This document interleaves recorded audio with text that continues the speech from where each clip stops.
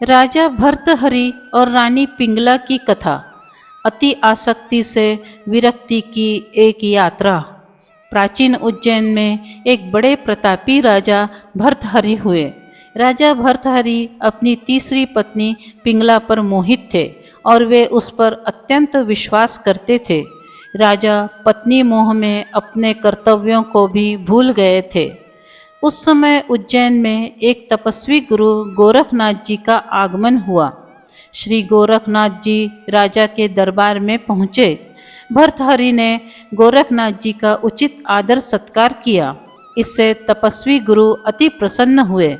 प्रसन्न होकर गोरखनाथ जी ने राजा को एक फल दिया और कहा कि यह फल खाने से वह सदैव जवान बने रहेंगे, कभी बुढ़ापा नहीं आएगा, सदैव सुंदरता बनी रहेगी। यह चमत्कारी फल देकर गोरखनाथ जी वहाँ से चले गए। राजा ने फल लेकर सोचा कि उन्हें जवानी और सुंदरता की क्या आवश्यकता है। चूँकि राजा अपनी तीसरी पत्नी पर अत्यधिक मोहित थे, अतः उन्होंने सोचा कि यदि यह फल पिंगला खा लेगी तो वह सदैव सुंदर और जवान बनी रहेगी। यह सोचकर राजा ने पिंगला को वह फल दे दिया।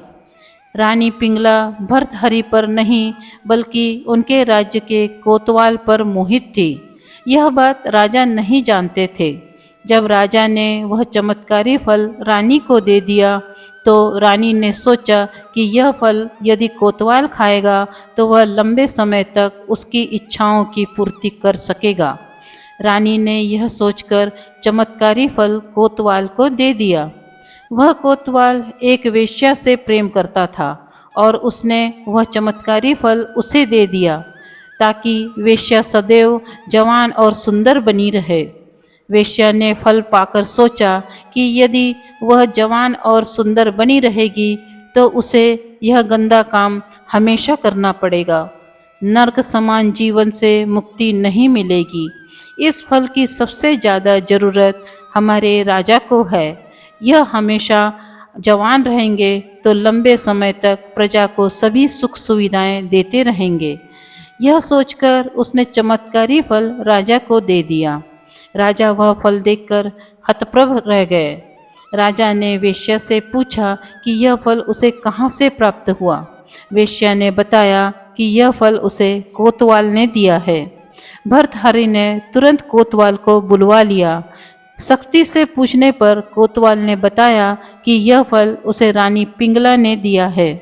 जब राजा भर्तहरि को पूरी सच्चाई मालूम हुई तो वह समझ गए कि रानी पिंगला उन्हें धोखा दे रही है।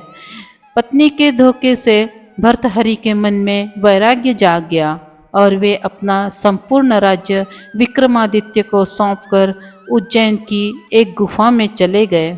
उस गुफा में भर्तहरि ने 12 वर्षों तक तपस्या की। उज्जैन में आज भी राजा भर्तहरि की गुफा दर्शनीय स्थल के रूप में स्थित है। कहानी से सीख। सांसारिक वस्तु या व्यक्ति से अति आसक्ति अंत में मोहभंग में बदल जाती है, परंतु ईश्वर से आसक्ति शाश्वत है। यदि आपको यह ऐतिहासिक कहानी अच्छी लगी हो तो प्लीज़ इसे लाइक करें, शेयर करें और इस चैनल को सब्सक्राइब करें। धन्यवाद।